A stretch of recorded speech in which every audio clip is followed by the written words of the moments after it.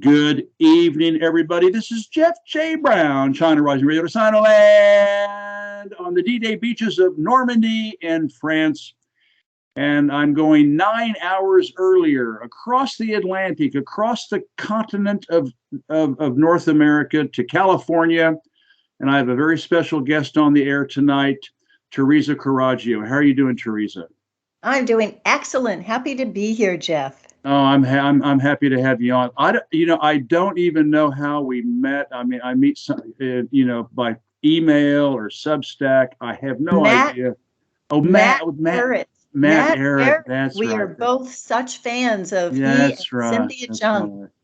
That's right. And anyway, I got her book. I found out that she's a writer, and I got this book called How to Dismantle an Empire. And I thought, that's what the world needs. And so she did not give it to me. I paid for it. I got it off of Amazon in France. And I've taken tons of notes. It's a really cool book. It's almost like a tutorial. She asks questions at the end of each chapter. She thought-provoking ideas and themes. It really ought to be a textbook for some alternative economics class in university or high school. And that's what we're going to talk about this tonight, because it is an incredibly fascinating book. And so thanks for being on, Tereza. Thank you. Let me give you a quick bio. Tereza Coraggio is the author of How to Dismantle an Empire, you just saw, and the creator of Third Paradigm on YouTube. She's very active on Substack. I'm subscribed. Rumble and Locals. Topics include small-scale sovereignty, the Great Reset, geopolitics, global economics, propaganda and censorship, A Course in Miracles, women, anthropology, socio-spirituality, education, power, and money. That is impressive. I can't keep up with all of her work. She's doing stuff all the time. I've got her websites. I've got her book links. I have her email. She's happy to have you contact her, and also her Substack, which you can subscribe to for free, like me. And anyway, here we go. Questions. On the back of your book, so I'll show everybody, on the back of your book, you let people know that you have no credentials, which I thought was a trip. Why do you think it is important for your readers to know that you are a regular citizen? I am so happy that you asked that question, because so as you know from the beginning, that one of my introductory quotes is from Johann Galtung, who is the founder of Peace and Conflict Studies. And what he says is that the only reason that he's able to think clearly about economics is because he's not trained in it. Mm-hmm. And that there are a few people, but that the crazy kind of training you have to go through to be an economist prevents you from being able to see things, because you have to unlearn everything first before you can start seeing things for how they are. And so I almost put on there that I was a housewife, because that's what I am. And but you did. It does say you're. I thought. No, wait. Here's it. No, wait. Oh no. I thought you said. You said you were a housewife in one of your other, maybe in your intro, but I remember the housewife thing stuck in my mind. Yes. As if to accentuate the fact that you're just a regular Jane. Right. And also that there are only a few ways in which people can have the time to really dedicate themselves. Mm-hmm. And raising kids is one. It takes time, and you need to be there when they need you, but it does leave you other time. And so that being a student, if you don't go through the university system and occupy yourself that way, or being retired, or or filthy rich. Those are kind of the only four ways that you can be able to not have to be part of the rat race and can really take the time to apply your skills to analysis and understanding how to put all the pieces together. Yeah, well, you've done it. You're going to help me explain some stuff that I've been wanting to know, because I need you to explain it to me as a regular citizen. Next question. I read Robert A. Williams Jr.'s excellent book, Savage Anxieties, The Invention of Western Civilization. I'm going to leave the link for you all, which starts out with ancient Greece, much like you do. And it was like, you start out with, and I was like, I remember, Savage Anxieties. His book is more sociological and geopolitical. You zero in on the economics of imperial expansion and the resulting slave trade, and then you bring that economic model up to our modern day situation. And I have read that the Roman Empire, which adopted the ancient Greek model, chewed through 250,000 slaves a year just to keep it functioning. So what I'd like to ask you to do is tell about why this foundation of imperial expansion and a slave economy is so relevant to the Western world today. Yes.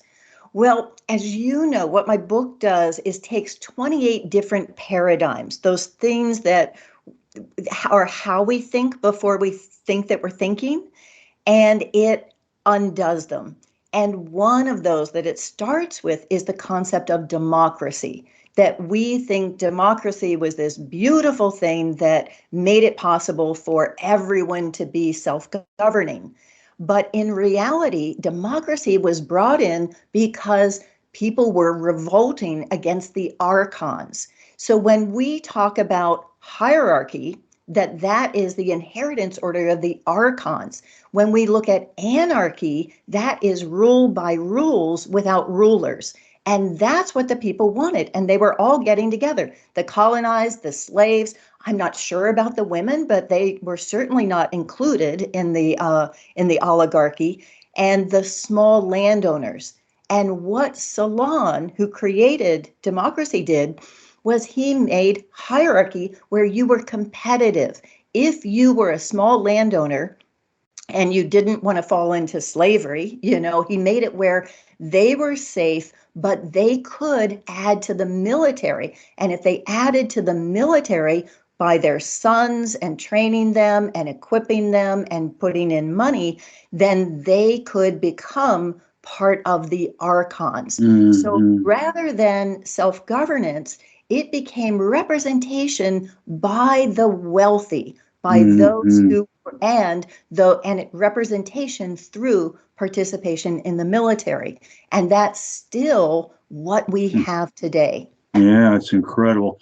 Everybody has, I learned, ancient Greece was, the bedrock of democracy. But when you really read about it, it was just, it lasted about maybe 700 years, but they only had about 2 or 3 generations of direct democracy. I mean, I guess that would be, and not all of Greece. I mean, Greece went all the way from Spain to Crimea and Egypt. And I mean, they were very, very expansionist all the way up into the Caucasus. I mean, they were very, very expansionist. And, but it was basically this just roller coaster ride of totalitarianism, anarchy,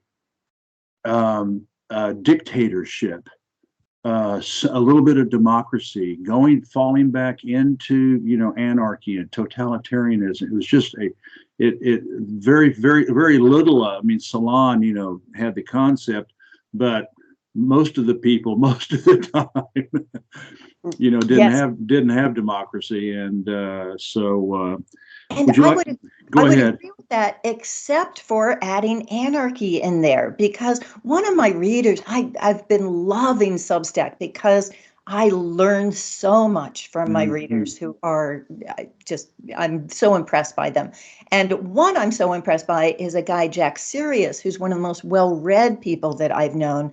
And he said that in my book, he wanted to thank me for helping him recognize that democracy was that fig leaf over empire, that its purpose was to defend empire, and Mm-hmm. that it was also made the anathematization of anarchism, that it's made it where we now associate anarchy with chaos and violence rather than what it really was. So it's left us with no good words to really talk Mm-hmm. about direct democracy or self-governance or what I call small-scale sovereignty.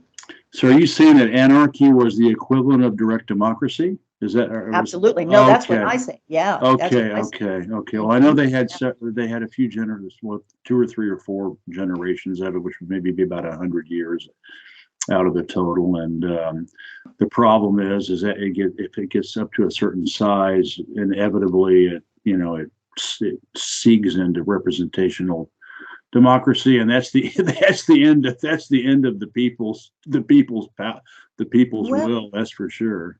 well, I don't Eventually. know that that's true because in David Graeber's last book, which was The Dawn of Everything, he shows where we have this impression that there is that, I forget the Dunbar's number or whatever it is, where after that you can't really do direct democracy. But he shows that throughout, uh, millennia, that has not been true.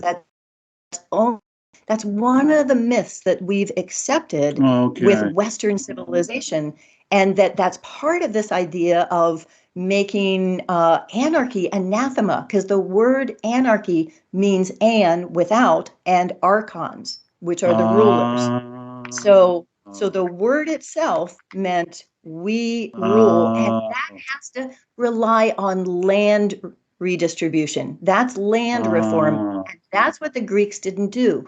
So they provided the ideology, and then the Roman Empire provided the military. And so that's why it's always important to consider that ideology really matters. yeah, yeah. Jared Diamond in his book Guns, Germs, and Steel, he spent time with hill tribes and mountain tribes in Borneo, Mhm. in the Indonesian islands, and he wrote about how a group of would get up to about 200, and at that they all would always hive off and create another group, start a new group, because of course these are hunter gatherers and um, a not modern society, but they decided over their many millennia of development and survival that above about 200 people, they had to create a new group, because inevitably there would be what was called what they called a big man. A big man, basically, probably the psychopath, that comes along, or the megalomaniac that comes along, and that if it got over 200, then that megalomaniac or psychopath uh, could take over the group and destroy it. So I Right. guess Now, it depend. It may depend also on the culture and their development. David Graeber directly refutes Jared Diamond, which Okay, that's and interesting. shows not only was that not true, but that Okay. also women, that how a society was governed and how stable it was and how non-militaristic it was depended or correlated with the women in government. And I also have taken exception to Jared Diamond in some of my writing, where I just Okay. So his concept of guns, germs, and steel is answering the question, why do we have all the stuff, something that is asked to him. And his answer is, well, we did this horizontal migration, and that gave us a lot more resources because we weren't having to feed ourselves. And therefore, we developed steel into guns. And so that, again, ideology that if people have abundance, what they're going to do is use it to conquer and be lazy and make, and subdue other people. I think that is a false ideology. And what I talked about when I wrote about him is that the ideology that conquest was done under was Christianity. The idea that these are not real people. We are the only real people. We're doing this for their own good. Without that justifying ideology, I believe that people inherently would not have engaged between the ideology and morality, and also because they were put into debt. So those are things, the economics and the ideology of religion are the things that paradigm does not talk about. Okay, that's interesting. I didn't. If I don't think you said that in this book. It must maybe it's somewhere in one of your other writings. I don't remember that, but yeah. Well, if you want, for me, for Christian, the New Testament's okay, but the Old Testament, which is essentially the Jewish Torah, that's the genocidal, exterminating, raping, plundering, rationalization to dehumanize everybody and go out and conquer the world. So and I think it's also. I'm thinking that. Huh? I'm thinking that, Jeff, you haven't seen my episode on Jesus is the original gangster psyops, and where I look at Caesar's Messiah by Joe Atwill and look at how Christianity was actually, again, a myth perpetrated by the empire, that the story of Jesus was actually written by the empire in order to, and with Caesar as who is really God. Okay, that's really interesting. Well, you mentioned David Graeber, and you're a big fan of his. Sadly he died, I think, a couple of years ago. Yes. And he wrote Debt: The First 5,000 Years. And I'll give the link. Unfortunately, I read it as an ebook on my telephone, and with the little screen, and I think I would have been better served with it in print, because it's a really an amazing book to refer back and forth, because once you get into an ebook, you just don't, you just keep going forward. You don't refer back. It's too complicated. So please tell us 2 to 3 key points of the book and how it relates to your dreams of dismantling global capitalism's empire. Thank you. And yes, debt was the cornerstone for my book. Debt changed everything that I thought about money, because what we've been told that money is something that simplified barter. It was done for convenience. What David Graeber, who is an anthropologist, shows is that barter isn't something that people ever did to people within their own villages. That you would be ashamed if you were to trade someone, especially if it was someone who needed something. That even if you were doing something for someone, you would always position it as a gift, and that you would give back a little bit less, a little bit more, to keep that circle going. That he quotes the Inuits, who say, up here, we're human. We don't let people starve. And so what David Graeber talks about is that money and coinage was what created conquest and slavery on steroids. Because, again, going back to democracy, you had all of these mercenary soldiers that were being produced because of this hierarchy, and because there were second and third sons who, that was, how they gained there. But all the fiefdoms, the lords, they didn't want to have to take their plunder and then pay them. and they had to pay them in something that would then be good wherever they were going back to. So what they did was that they took their metals and they stamped them with a fiat currency, essentially, and then they taxed people in that same coin. So what that meant was that in order for people to not fall into slavery themselves, they had to supply the soldiers, who were the ones who had these coins, in whatever they needed, whether armor, shelter, food, sex. They needed to get these coins because they had to pay their own taxes. So it turned conquest into a self-perpetuating machine. That the treasury wasn't really what they needed. But there's a 3rd century before Common Era text from India that says, that the treasury is based on mining, the army is based on the treasury. He who has army and treasury can conquer the whole wide world. So that's why coinage and money, which once again, we're talking about today, that taxation, we think of this as, oh, of course, we want to help out other people. That's not its purpose. It's because we are kind by nature. People help each other when they are, in need. And so what this did was put us all in a position of having to sell our souls in order to support our families.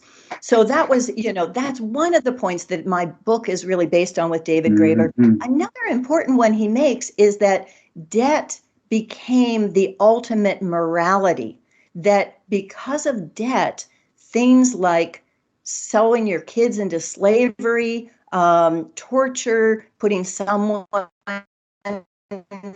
taking away their home, putting them in debtor's prison, all of these things that would be self-evidently immoral suddenly became perfectly fine because of debt. And so that sense of ownership, that even though he is very controversial, there are some things that Yuval Noah Harari has said that I agree with. And one is he talks about legal fictions. Money and nations are legal fictions that then allow horribly immoral things to happen. Yeah, and it goes way back because I read King Hammurabi's code from the Mesopotamia from 2.5, 3,000 years ago, or maybe even before, and half of it's property and debt. Settling debts. Very, very, very little of it is people centered. It's mainly about property and punishment and retribution and settling debts. And if you do this, then you owe this, and if you do this, you owe that. So it goes way, way back. So, yeah. And I think in that women are put into the same category as cattle. It's essentially chattel and cattle. Yeah, exactly. Yeah, exactly.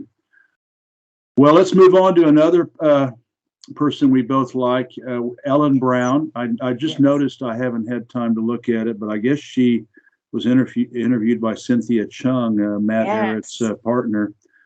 And I interviewed Ellen a while back. She's the chair of the Public Banking Institute in the U.S. Please share with us what you learned reading her book, Web of Debt, The Shocking Truth About Our Money System and How We Can Break Free. I know she has a second edition. Especially walk us through your explanation of how interest-due national debt is created in the West, with the government first printing and minting money, then private banks somehow lend it back for colossal profits.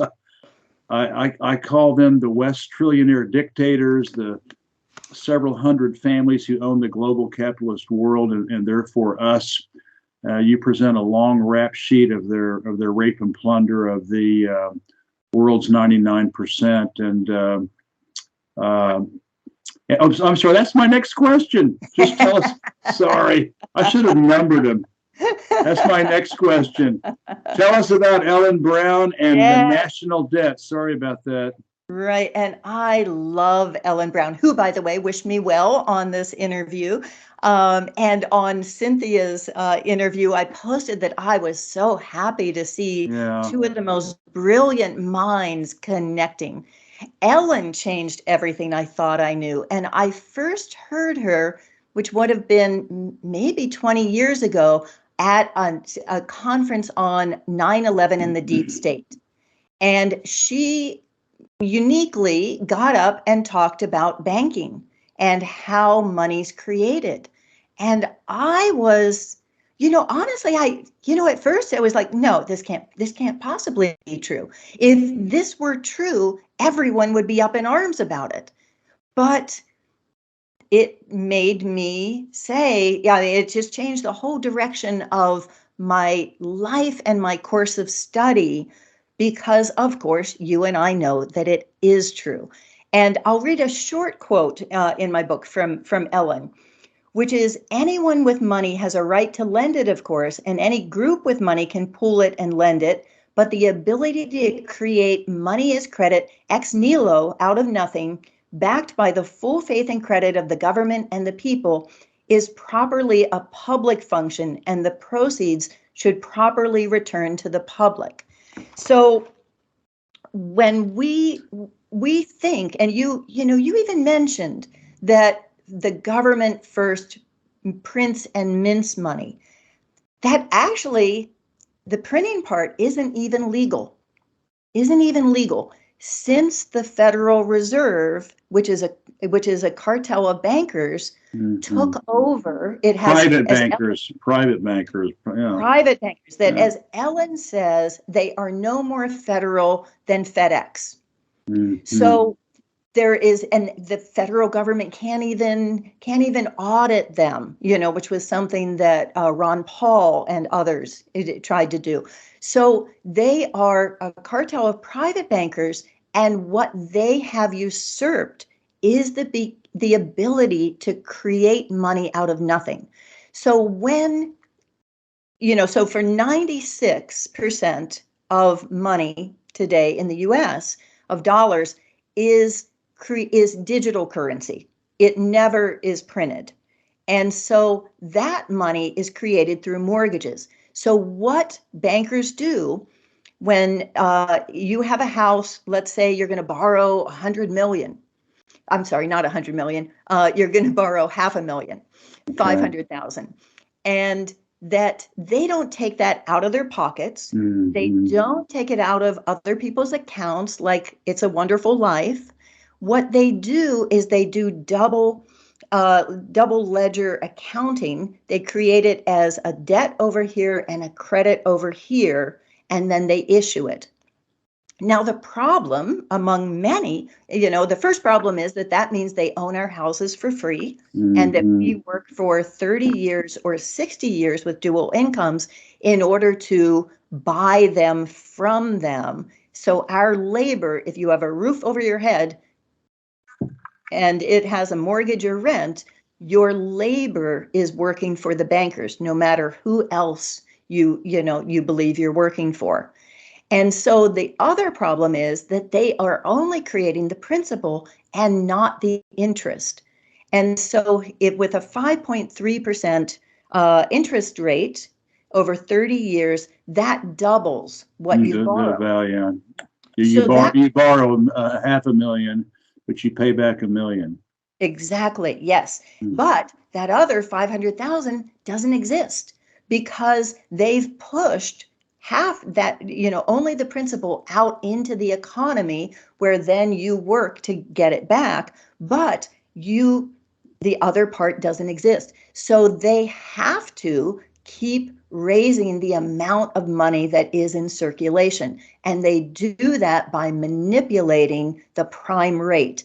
And every time they raise the prime rate, it means that for the same amount of repayment, say $1,000 a month, for that same amount, you end up doubling, tripling, quadrupling how much money you can borrow. So when people say, oh, a low interest rate is a good thing, it's not, because it just makes it where you can borrow more. And so the house, you can't like come into more money or pay it off early because the value of what you've borrowed is huge. Yeah. Yeah, it's crazy. It goes all the way back to the Rothschilds and how they got the Bank of England, which was basically a bunch of private bankers, just like the Federal Reserve, fomenting wars and imperial expansion, getting the government to borrow money from them, paying interest on it, and it's a heck of a deal. Exactly. Yes, yes. It's And a heck of a deal. and that's why I say that banking is governance. Whoever creates the money, which is the primary privilege and exclusive privilege of government, they really are the government. Yeah. So we have a bunch of puppets who are face cards, but they're not the players. The actual government are the bankers. Yeah, that's luckily for at least communist and socialist countries like China, North Korea, Cuba. Their central banks, print their own money, and so at least they cut out the private banks and can manage their money internally. And I guess the last major Western country that had that was Canada. I think in 1975 they finally got either probably bribed or extorted to abandon their public bank and started borrowing money from the Rothschilds and the Schiffs and the Rockefellers and the Carnegies, just like everybody else. So it was just too bad. Right. And right after that quote from Ellen, I have one from William Lyon Mackenzie King, the 1935 Prime Minister of Canada, who says, until the control of the issue of currency and credit is restored to government and recognized as its most conspicuous and sacred responsibility, all talk of the sovereignty of Parliament and of democracy is idle and futile. Was that in 1935? 1935 is when he's saying that. So something was going on, but okay. I thought they finally gave up printing their own money in 75, but maybe I got the wrong, maybe it's 35. I can't remember. And you were talking earlier about the axis of evil. So, what I talk about is that all of those countries that the US targets, there is one sin that they have committed, which is owning their own currency. So much of this really comes down to what I call the petroapocalypse, is that the petrodollar gives the US the ability to make money, and everyone else makes things that money can buy. And we just, so we have had this ability, which I think is disappearing fast. Yeah, that's for sure, especially this last year. All right.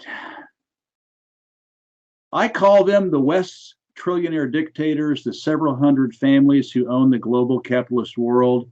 And therefore us, you present a long, you had some great stories. You present a long rap sheet of their rape and plunder of the world's 99%.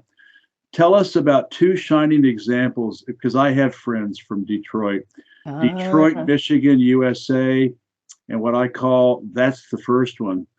And then what I call the rape of the middle and poor classes, the home mortgage meltdown in 2008. And the latter one is very personal for my family. We went bankrupt as a result, starting our lives over again when we moved back to China in 2010. So we lost everything with the 2008 rape of the middle class and the poor classes. So tell us about Detroit, Michigan. I couldn't believe it. It was just like, this can't be true, but it obviously is. and then the more well-known one, the Lehman Brother meltdown, and the subprime loans and all that. Yes, yes. So my chapter on Detroit is called "It Takes a Pillage," and I have one one subsection in there that's death by derivatives.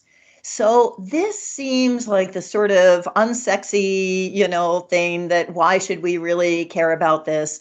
But interest swap derivatives are one of the most important concepts that we can get. So what I had just been talking about with the interest rate. So with homes, when you have a low interest rate, you are able to borrow huge amounts. And the way that they trick us, both as homeowners and as municipalities or states or any kind of school systems within there, is that they have the same problem. If a variable rate is low and the fixed rate is high, you can't borrow the kind of money that you need based on the fixed rate. And so you have to go for the variable rate because you're trying to get taxes passed in order to repay that. So what the bankers offered to these municipalities like Detroit, who needed to redo their water system, is that they give them an interest swap derivative. So that means it's kind of like a bet where they say, okay, well, if the rate that the variable rate goes down so that you actually have more money, then, you'll pay us that money in extra fees. But if it goes up, we'll pay that. So it's like they're making a bet, and it seems perfectly reasonable. And they're the same bankers that you've been dealing with, who are offering you this. And so that's what Detroit's mayor did.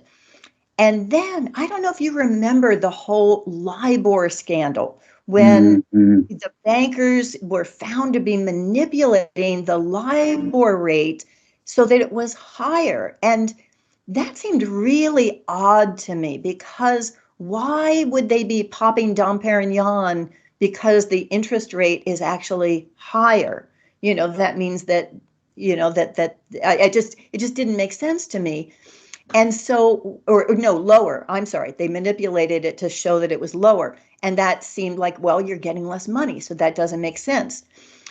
Later, what Detroit found out is that triggered the fact that they then had to pay all of these fees to the bankers, but their loan wasn't based on LIBOR. It was based on the SIFMA, the Securities and something or Finance Market Association. And so the SIFMA had not gone down. So they ended up not only having to pay the same thing they were before, but they also had to pay all of these extra fees. And that's what put them into what ended up being bankruptcy. But their bankruptcy wasn't something they came to. They talk about having city officials in exile because they were all displaced, and instead they had a bankruptcy manager, someone who was getting huge amounts.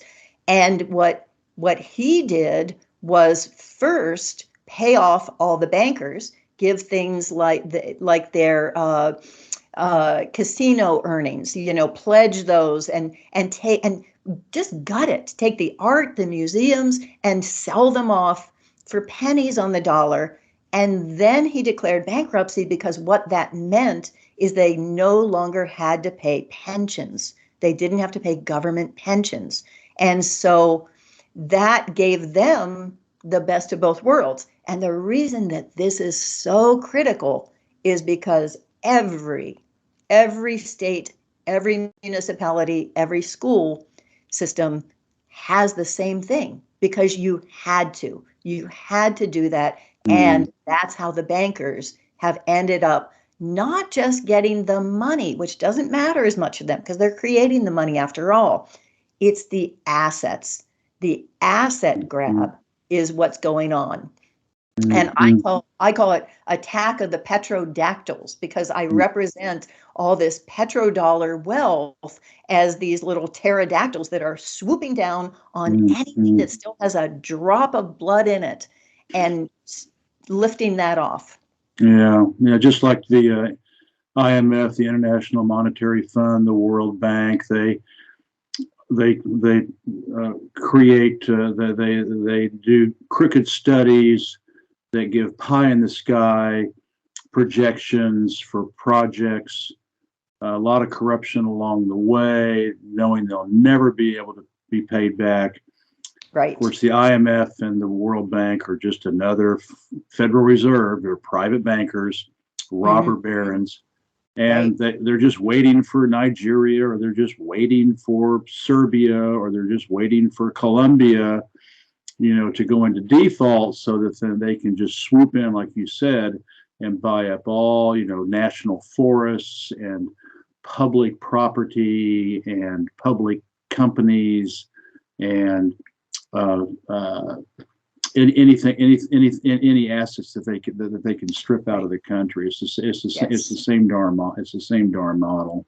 Yeah, and Haiti is probably the prime example of that. Yes. Going back 150 years. Multi-generational debt. Yeah. Tell us about 2008. Yes. So in that book, or that chapter, I think it's called Finance is an Extractive Industry. And one of the books that I quote in there is by Laura Gottesdiener, and she wrote A Dream Foreclosed. And she looks at Black America and how the idea that you could own a home has been taken from us. So again, they talk about these as subprime mortgages, as if people were foolish and they went in for these loans that they knew that they couldn't afford, that weren't prudent. But what they were was manipulated, because once again, if you're bidding against someone else, and that's how houses are priced. Houses are priced with as much debt as the market can bear. As anyone who wants that house, we bid against each other. So if you make more, all that means, if there's more money in the economy, it just means that there's more debt and that housing is more expensive. So whether I have two homes, my childhood home in Cumberland, Maryland, in Appalachia, which is a very impoverished area, and here in Santa Cruz, which has one of the highest housing costs in the world. But they're both essentially the same. People are working 3 jobs in order to pay them because there just isn't the money in circulation. And here, money circulates too fast. So in both of those cases, you ended up having people who were tricked, sometimes by their pastors, that there were bribes to get people to sign on to loans, even when they could have qualified for better ones. And after the banks did this, then they pulled the rug out, which is exactly what they're doing right now with raising the interest rate. Now, I say that the word inflation should really be dilution, because that's what we're really talking about. People think that it's great that their house is worth more. And what I tell them, no, your money is worth less because it buys less in housing. And that means that all the goods and services that are local have to raise to that same level. So all they've done is leach the value out of that. So that's, yes, and you are in good company with having been caught in that, because, yeah, I know many people who ended up losing their homes during that time, and all they're doing is ramping up that cycle again for now. Yeah. Yes. You write with passion and persuasion that we should, quote, go local, end of quote, by having units of government much smaller than the states in the U.S. or countries in Europe. Give us an overview of how this can be structured. For me, I think the biggest concern is how to keep those trillionaire dictators from absorbing these small governments, because they truly are genocidal vampire squids. So how do you keep them out of your small governments? Right. So I think it is much easier for a vampire squid to take down a large government, because all you have to do is pick off the people at the top, bribe the people at the top, and they have the power to surrender it all and then to enforce. They have the military and the police to then enforce whatever they've agreed to and make it seem as if it's coming from within. So the person I'd like to look to here is, again, Johan Galtung, because as in peace and conflict studies, he was asked to negotiate with Afghanistan. And he said that the first thing that he does is look at what's another country that has the most similarity to it. And what he came up with was Switzerland, because both of them, the reason that Afghanistan is called the graveyard of empires is because it is a mire. It is quicksand that the empire, you go in to conquer, you conquer this little group, but over here, they're not thinking they're very conquered. So then you have to go over there, and then these people start revolting again. And so Switzerland is 8 million people that is divided into 26 cantons. And so those cantons are around, let's see, 300,000 people each. But then again, each of those is divided into 200 more communities that end up at a size of about 1,600 people. And the decisions that matter are really made at that 1,600 people, except for them having military neutrality and federalism.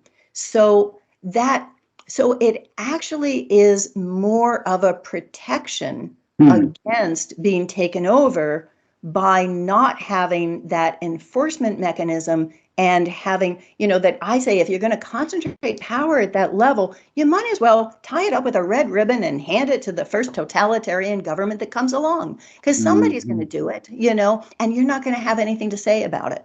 Yeah. Well, maybe you can start something in Santa Cruz at the local level. Got to start somewhere, don't we? Unbelievable. Well, yeah. So I think you need to go even more local than that, and I'll explain why what I mean by that.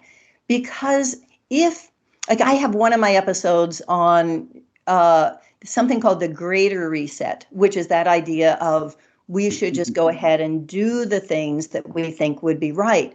But knowing what I've just explained about the fact that the bankers own all the houses for free, and we need to work for them, in order to make that happen, you'd have to have an uber wealthy person who buys up an entire neighborhood from the bankers in cash, and then says, okay, I'm going to let you live here, and all you have to do is do this work for each other, and I'm going to create the credit for that. And if you need to cash that credit that I'm giving you out for dollars, I'll reimburse that too. It doesn't make sense. It's just not possible until you take away the power of, as Ellen says, of creating money out of nothing from the bankers. They will always own your labor. And so there's nothing you can do to change it. So where I say it needs to start is that you need to start in your head, that you need to use this time to start imagining, what would I do if I was looking to create policies and I was looking at how can this work for, everybody? How can we take responsibility and not take responsibility for others? How can we give people responsibility for themselves at the smallest possible unit? And that's where I think we need to be thinking like adults rather than saying that there's only a handful of adults in the country and the rest of us are children, that we're thinking, oh, well, I don't know whether this works for me. That's whining. That's how a kid thinks. You need to be thinking about what's a fair way for this to work that is then replicable. And that means giving people responsibility at the level of family, neighborhoods, communities. Mm-hmm. Yeah, you talked a lot about, and you tied this back to the slavery, the slavery economic model, that by giving your labor, for having a place to live is not much different than being a slave. And I guess that's where we get the term wage slaves. So right. Although yeah.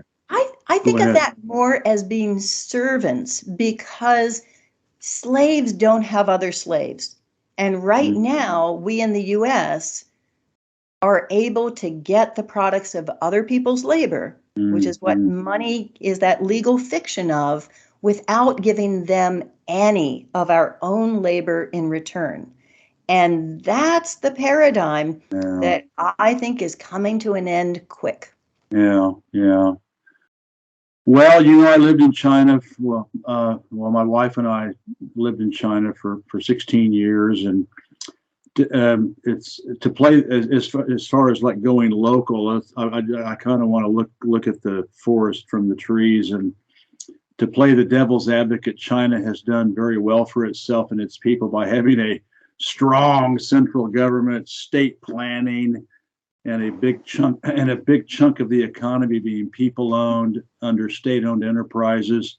This actually goes back millennia, which is something I've written about in my books. Reading your book, it seems that China is like looking through the other end of a telescope where, bigger is better. Communism, socialism realizes the dreams of their 99%. And in spite of all the West's big lie propaganda machine brainwash, the Chinese people really like their system and way of life. So how do you see it, the square peg and a round hole, as far as a success story like China? Mm-hmm.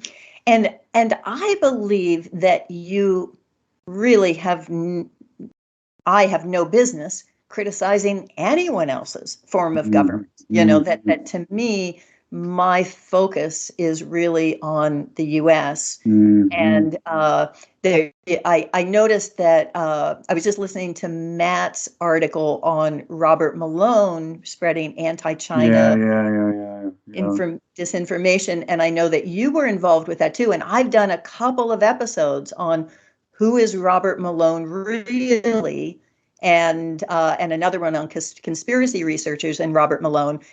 But I had been a big fan of his back in October when he published that Claire Lopez article I even pasted, I found my comments at the time, and what I said is, I'm sorry, Robert, but this reads like pure propaganda. So there is one form of that is definitely spreading a form of hatred and distrust, and that I think is just ramping up the military and provoking in a way that's really horrible. Yeah. Go ahead. You go on. I thought you stopped, but go ahead. Well, I was going to look more at the ideology, that I think that the larger something is, the more ability it has to have internal colonies. So, for instance, myself coming from Appalachia, there are some excellent books about the rape of Appalachia, about how it wasn't just an impoverished area, it was one that was made impoverished in order to strip the resources, and I don't know that about China, but what I do know is that we in the US have a trade imbalance. So we're getting a lot of stuff with without the people who are making that stuff getting anything from us. And it seems to me logically that those people would be better off if they were producing for each other. Mm-hmm. And when I look at right now, the fact that China has been buying up those US treasuries means that if there is this petro apocalypse, that of the petrodollar taking this dive, and that those are going to be kind of worthless except for one thing, which is buying up property in the US and assets in the US.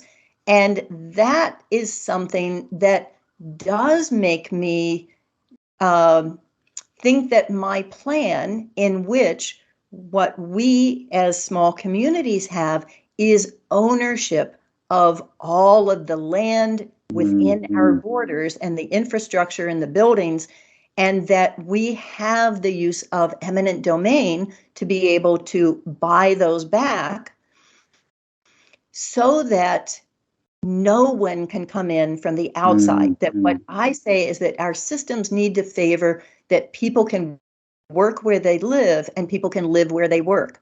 Yeah. And so my system gives a 2-to-1 advantage of local consumers of things like housing, so that if you have them priced in what I call carats, that you can only have to pay twice as much in an imperial currency like dollars or euros in order to get that. And then I also give a 2-to-1 advantage on producers, so that if you're buying something from your neighbor, you have the ability to buy it for less because there's no taxes on it.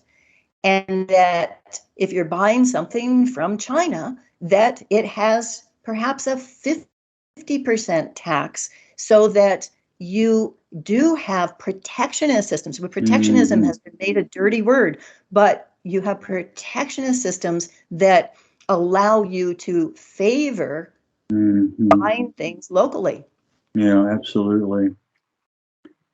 Well, we'll have to see what happens. I think this is going to be a very, very, very, very special year in terms of what happens on our pale blue dot, because things are changing really fast especially since last year with the Ukraine.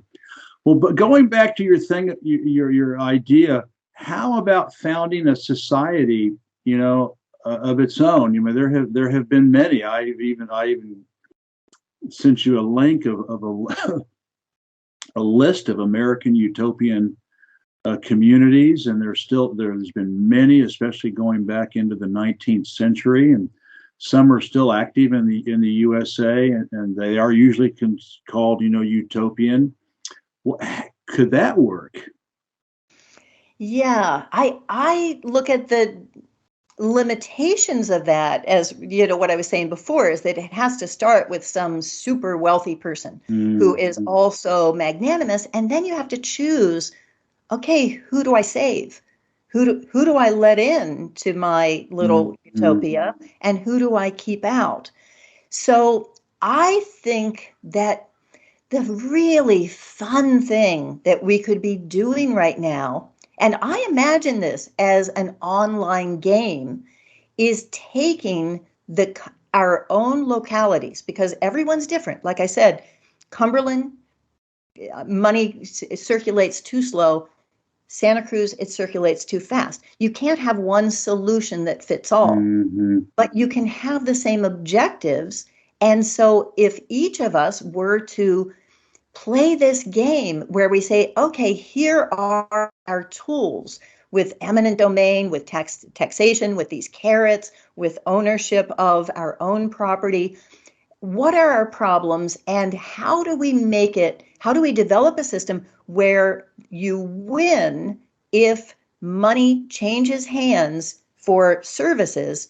You have more local production within, say, a year, without that getting extracted out for some. So you have an actual measure of what it means. And then you can give people extra points for stealing from somebody else or having somebody else steal your ideas so that so that it promotes cooperation and fostering ideas. And in the end, it's not really like anyone needs to agree, because these are all separate communities. And your solution may not be the same as mine, but it would give us a way of imagining how things could be. Because I think we are like that caged bird that has no idea what it would feel like to fly. We can't even hope. And that's why I think people are sometimes negative to a point of getting angry about it, is because they feel tricked if you make them hope. We have been so beaten down that our expectations are so tiny. Yeah, yeah. Well, listen, what are your current, I know you're very active on Substack and you're very active on YouTube. But are you writing another book? Or do you have any other journalistic pursuits that you're seeking? Well, I am loving my Substack community. It's a great platform for real conversations, and I have said before that I would go to the ends of the earth for a real conversation, and now I find that those are coming to me from the ends of the earth. There's another book. So How to Dismantle an Empire is the first in a series of a 2020 vision, the economics of community. And the next book would be How to Build a Commonwealth. And I think that would be a really fun book. So I've put some of those ideas into my YouTube channel and my Substack, but that would be the next thing that, if we can get a community that wants to be talking about this, I would be so excited to be writing that book. I think that book, honestly, would write itself if there were people who were there ready to read it. Well, with all that you're doing on YouTube and Substack, it would be a good foundation to write a book like that. So you'd have some good material to work with. Thank you. And you might even be able to, China Rising, my second book, was essentially a synthesis of maybe 50 columns that I had written. So it's and I just read a book by Ramin Mazaheri about Islamic socialism in Iran, and it's essentially his columns on Press TV over a couple of years. So you save all that material, and you can probably work it in, edit it into a book. Yeah, and that's a great way to do it, because before I started the book, I had a radio show called Third Paradigm, which is also at thirdparadigm.org. And it was on a pirate radio station that probably had more listeners globally than it did locally. But it gave me a way of getting response and having it be interactive, and just that excitement of putting something out there and finding out what people think. And when I stopped it in order to work on this book, and I did this book for the next 8 years, but it's very lonely, because essentially you're talking to yourself for that amount of time. So I would love to have the next book develop organically the way that you described. Yeah, cool. Well, listen, everybody. Thank you, Tereza. This is the book. I am a confirmed reader and buyer, and I really recommend you get this. Is it available in ebook? It is only available in hard copy from Amazon. Yeah, well, I got it for 20 euros, including postage, and so it's not that expensive. And what I always tell people is, you don't have the money to buy the book, then go to your local library and ask them to buy it. Go to your local, how about your place of worship? How about your a local college, your children's high school or your or the university. There's 100 book clubs, book Mhm. circles. There's all kinds of ways to get books like this without paying like I did. So, but the easiest is to go to your county library. They love people to come and recommend books. They love it. Mm. Well, So, I have a personal thing where I just feel like we should be unplugging once in a while and reading a real book. And as you said, and others have said, it is dense. I hope it is also very readable, but it packs so much information mhm, and is written where it has definitions of words, because I feel like mhm. that's a really critical Yeah, thing. you have a glossary at the end of each chapter. Absolutely. Yeah. And that glossary is not your usual glossary. It's saying these words have been stolen from us, or they've been defined in a way that isn't really what they mean. So Mhm. so having this be something that creates discussion, and I have those questions at the end of each chapter, that would be my dream, is having this be a text for people to say, okay, how did we get here? And what are the tools that the master has used to build the house, so that we can use those same tools to dismantle it? Yeah, absolutely. Well, listen, I'm going to give you a humble Buddhist bow after being in China for 16 years, or Confucian or Taoist. They're all the same. They're all the same. I will get Thank this up. you. I will have all these links, how to contact Tereza and her websites and everything. And thank you so much for being on. We do stay in touch by email. Maybe someday we can meet each other. Hope it happens. Thank you Yes. again, and keep on with the good fight. We will be victorious. Thank you, Jeff. This was Bye a bye. delight. Thank you. Bye bye.